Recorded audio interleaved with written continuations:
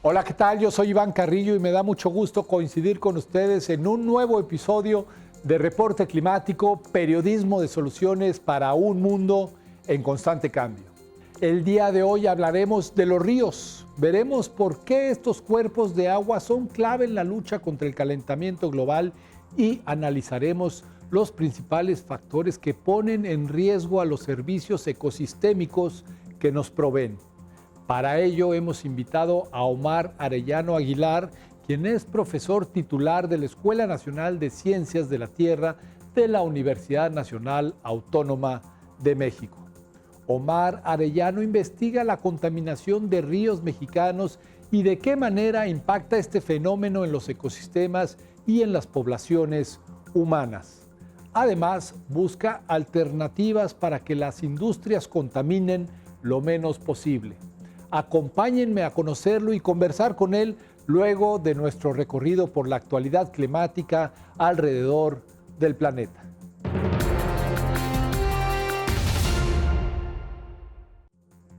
Las personas trabajadoras de todo el mundo se encuentran en peligro debido al cambio climático. Un nuevo informe de la Organización Internacional del Trabajo reveló que esa parte de la población suele estar expuesta a los mayores efectos de la alteración del clima por más tiempo que el resto de los habitantes. En consecuencia, 7 de cada 10 trabajadores ya experimentan problemas de salud asociados al incremento del calor, como lesiones en la piel, algunos tipos de cáncer, enfermedades cardiovasculares, afecciones respiratorias, daños en la retina y trastornos mentales. Del lado de las causas figuran el calor excesivo, la radiación ultravioleta, los fenómenos meteorológicos extremos, la contaminación del aire, las enfermedades transmitidas por vectores y los cambios en el uso de productos agroquímicos. El calor excesivo es particularmente preocupante porque lo sufren más de 2.410 millones de personas trabajadoras. Cada año provoca 22 millones de lesiones y se le atribuyen casi 19.000 muertes. América Latina es el lugar más peligroso para la defensa del medio ambiente. De acuerdo con la ONG Global Witness, en 2022, la región concentró el 88% de los defensores ambientales asesinados. Y de los 177 homicidios registrados a nivel mundial, una quinta parte ocurrió en la selva amazónica. Con el fin de revertir tal situación, el pasado 22, 23 y 24 de abril se llevó a cabo en Santiago de Chile la tercera conferencia de las partes del Acuerdo de Escazú. Este tratado se remonta al año 2018 y busca, entre otras cosas, garantizar los derechos y la seguridad de quienes protegen a la naturaleza en América Latina y el Caribe. Además, pretende facilitar que los países cumplan con sus compromisos en materia de cambio climático y pérdida de biodiversidad. Mediante un boletín, Climate Tracker señaló que el principal logro del reciente encuentro fue la aprobación de un plan de acción regional que exige a los estados generar entornos propicios para que la defensa del medio ambiente se pueda ejercer con libertad y sin discriminación, amenazas, restricciones ni riesgos. Los corales que forman arrecifes están desapareciendo a un ritmo alarmante por el calentamiento global. Estos animales viven en simbiosis con unas microalgas fotosintéticas que les aportan nutrientes a cambio de un hogar estable. Sin embargo, cuando el coral sufre estrés por calor, expulsa o pierde a sus simbiontes, con lo cual se blanquea y muere. Si la humanidad no reduce drásticamente sus emisiones de los gases que calientan al planeta, en 2050 el 90% de los arrecifes de coral sufrirá dicha condición. Para ganar tiempo frente a esta amenaza, el investigador Matthew Nitschke, del Instituto Australiano de Ciencias Marinas, tomó algunas microalgas y las cultivó en acuarios, exponiéndolas gradualmente a un aumento de temperatura. Luego seleccionó aquellas que se adaptaron al calor y las introdujo en corales. El científico ha conseguido mantener la relación simbiótica en su laboratorio a una temperatura de hasta 31 grados Celsius. Y su esperanza es que también resista el calor creciente en la naturaleza. De toda el agua que existe en la Tierra, solo 3% es dulce. Y de esa pequeña fracción, apenas el 1.2% puede utilizarse como agua potable, pues la mayoría está inaccesible, congelada o atrapada en las profundidades del subsuelo. Esto significa que los ríos y arroyos son nuestra principal fuente de agua, y por tal razón debemos cuidarlos. El agua dulce superficial en forma de lagos y ríos cubre apenas el 1% del área terrestre de nuestro planeta, pero desde esa pequeña fracción los afluentes llevan a cabo funciones que benefician a todo el mundo.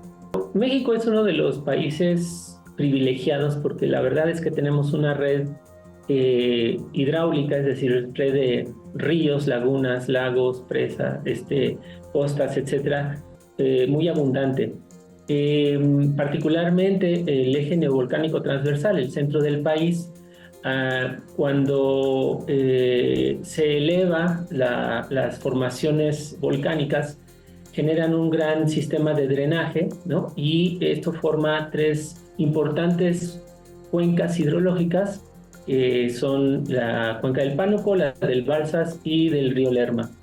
A su vez también en el norte, a pesar de que a lo mejor no tenemos ríos permanentes, o sea, muchos ríos permanentes, sí hay ríos intermitentes que emanan de las cordilleras que tenemos, las Sierras Madres Oriental y Occidental. Y en la zona sureste, más bien es una zona muy húmeda, muchos humedales y ríos subterráneos en la península de Yucatán. La verdad es que es uno de los países, la verdad, muy ricos en ese sentido. Sin embargo, en el último siglo, el avance de las ciudades, la instalación de industrias y la necesidad de obtención de energía transformaron radicalmente a los ríos de México. Se empezaron a represar, se empezaron a poner diques para la agricultura, presas para la generación de energía. Se utilizaban muchos de estos ríos para la producción de alimentos, pero las grandes ciudades los utilizaban como drenajes. Por el otro lado, también hubo una política de desecación de las zonas húmedas en el centro del país para contener los problemas epidémicos que surgían de enfermedades asociadas al agua, como es el dengue, ¿no? la salmonela, muchas otras enfermedades que a principios del siglo XX pues azotaron al país. Bueno, eso generó toda una política de desecación, de represamientos, y eso contribuyó a que empezara a haber una alteración ecohidrológica en los cuerpos de agua superficiales. Los drenajes comenzaron a contaminar el agua de los ríos y la agricultura tuvo que volcarse hacia la explotación del recurso subterráneo. Pero también la industria le entró a eso, y entonces se fue descuidando con los años, con las décadas, la calidad del agua de los cuerpos de agua superficiales. No tanto así, pues, el abastecimiento. Al final del siglo XX, inicios del siglo XXI, pues el problema es que ya no solamente estaban los ríos contaminados con materia orgánica, sino que también se estaban sumando las sustancias químicas que se generaban de las producciones industriales y agroindustriales, porque también se empezaron a consumir una gran cantidad de agroquímicos, y eso generó mezclas complejas de sustancias químicas asociadas también a materia orgánica, que empezó a deteriorar los ríos. Principalmente los más afectados pues son los ríos que están en el centro, y el problema se acentuó, ¿no? Han desaparecido poblaciones de peces mexicanos. Eventualmente las afectaciones terminaron alcanzando a los seres humanos y entonces surgió un movimiento de concientización.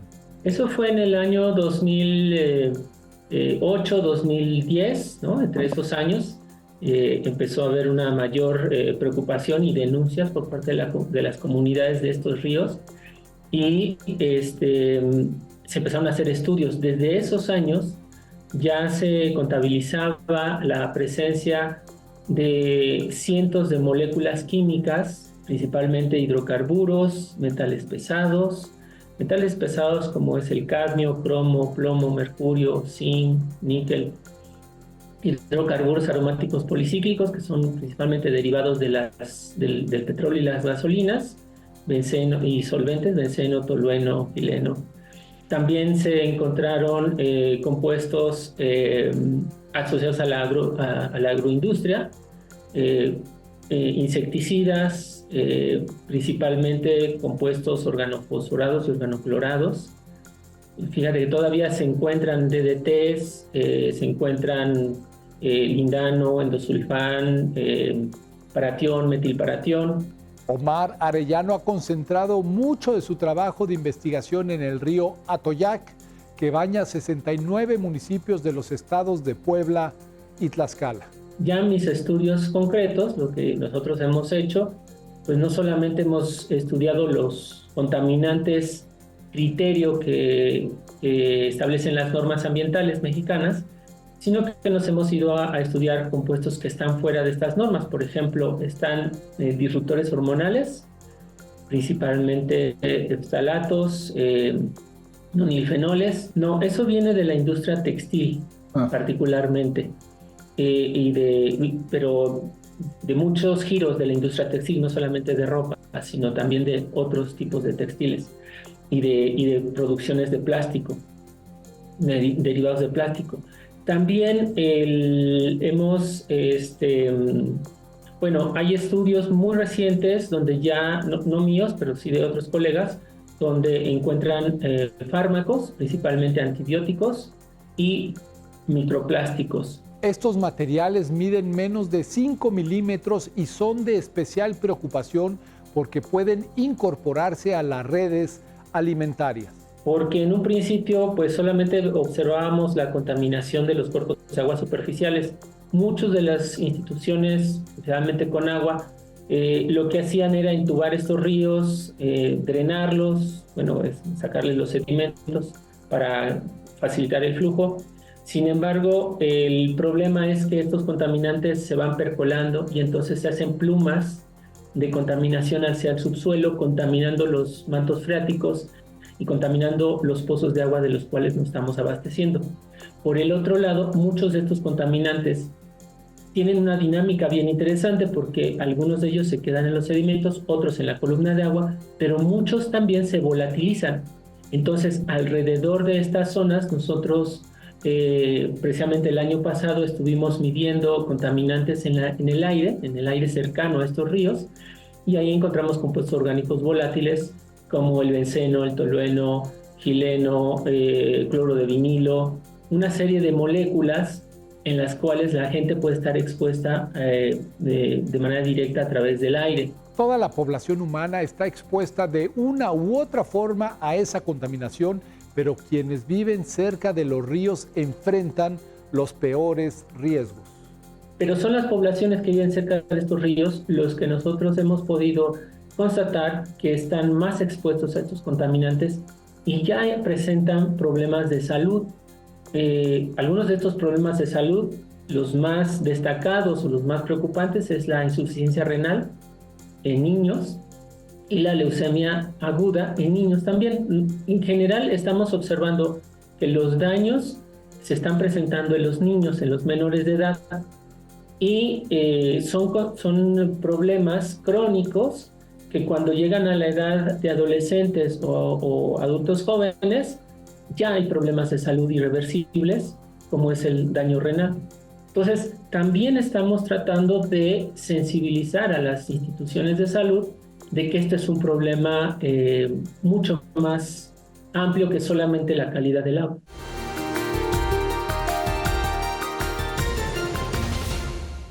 Los ríos y arroyos de México suman una longitud de 633,000 kilómetros. En esta red destacan 51 afluentes que concentran el 87% del escurrimiento superficial y cuyas cuencas cubren el 65% del territorio nacional. Se calcula que más de 2/3 de los ríos del mundo ya han sido alterados por los seres humanos y en el caso de México, la contaminación por descargas industriales está presente en el 70% de estos cuerpos de agua. La industria textil pues es una de las industrias más contaminantes del mundo, ¿no? Todos lo sabemos. Representa la industria textil, más bien a nivel mundial, la industria textil consume el 20% de agua de todo el mundo, ¿no? Genera gases de efecto invernadero, genera una gran economía también, ¿no? Hay que decirlo así. La verdad es que es una de las industrias de crecimiento y económicas más lucrativas porque hay mucha demanda. México, por ejemplo, importa 3.700 millones, de 3.700 a 5.000 millones de prendas, y de aquí además se distribuyen a otros mercados. Particularmente los textiles vienen de China, aquí se manufacturan, se producen, se hacen los acabados y luego se distribuyen a diferentes tiendas.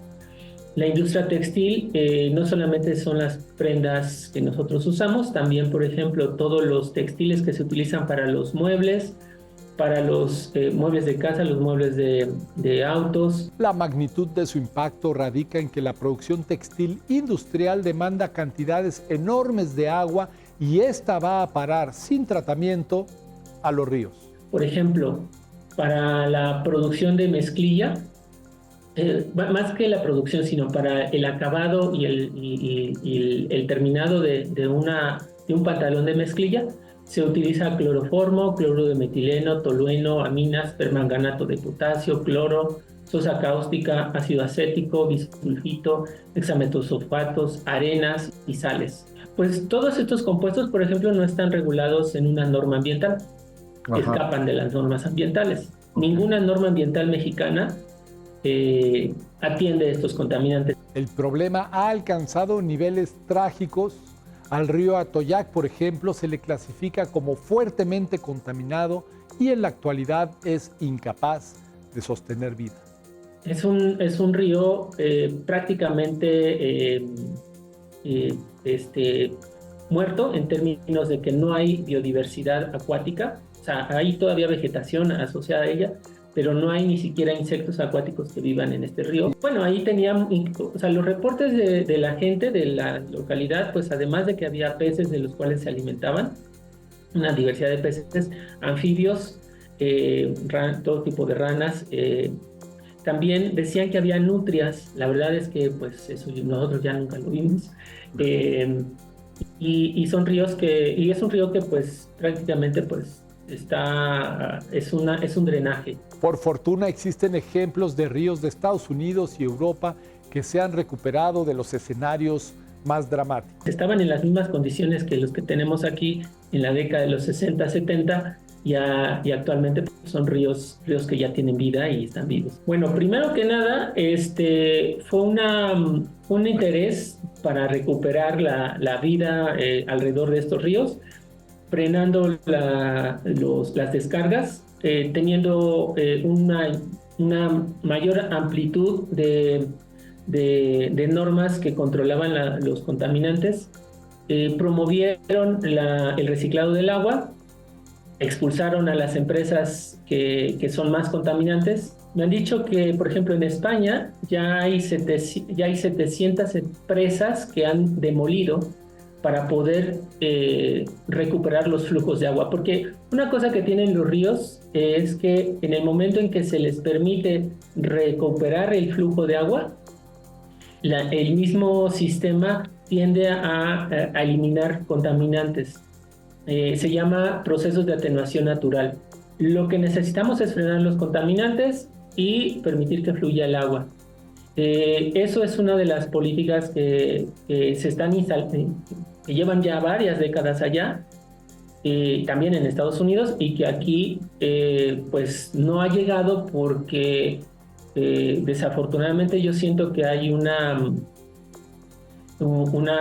muy mala historia del manejo del agua en México a nivel institucional. En un contexto de cambio climático, corregir el rumbo del manejo de los ríos mexicanos es urgente? Por nuestra posición geográfica estamos muy vulnerables a los impactos del cambio climático. Nosotros vamos a sufrir sequías intensas y lluvias intensas, o sea, los extremos. Nos vamos a ir a los extremos y ya lo estamos viviendo. La fuente de agua principal puede, de cierta manera, escaparse de estos impactos, es el agua subterránea. Esas fuentes de agua subterránea son seguros para todos nosotros y en todos los usos, no solamente la parte urbana, sino la productiva, la generación de alimentos. Si nosotros estamos ahorita explotando agua subterránea, nos estamos acabando estas reservas de seguros climáticos. Entonces, lo que nosotros necesitamos hacer es recuperar los cuerpos de agua superficiales para que de ahí se pueda estar abasteciendo la producción de alimentos. Al atender esta situación, el país también apostaría por un sistema de amortiguamiento térmico natural frente a las temperaturas crecientes. Precisamente por los bosques que están asociados a ellos. O sea, yo me puedo imaginar una política de adaptación a los impactos del cambio climático, tratando de revertir, ¿no?, todo este daño ambiental que hemos generado en nuestros ríos, rehabilitarlos para que poco a poco podamos tener una convivencia mucho mejor, más sana, en donde el agua que tienen y que llevan los ríos abastezcan en primera instancia la producción de alimentos, porque es lo que más consume agua, la producción de alimentos. Y podamos reducir el consumo de agua subterránea. Pero para que eso sea posible, es necesario modificar la estructura actual de la gestión del agua en el país. Y esto lo podemos hacer en los próximos 20 años, si realmente deseamos tener una viabilidad, ¿no? O sea, yo me imagino un 2050 con ríos recuperados como los que están en otras partes del mundo, que permitan a la población amortiguar de cierta manera los cambios extremos en el clima en este país. Resolver el problema, porque el problema no se resuelve solamente denunciando, se resuelve también sumando a otros sectores y principalmente al sector industrial. Esto fue Reporte Climático, periodismo de soluciones para un mundo en constante cambio. Mi nombre es Iván Carrillo, muchas gracias por su compañía y hasta la próxima.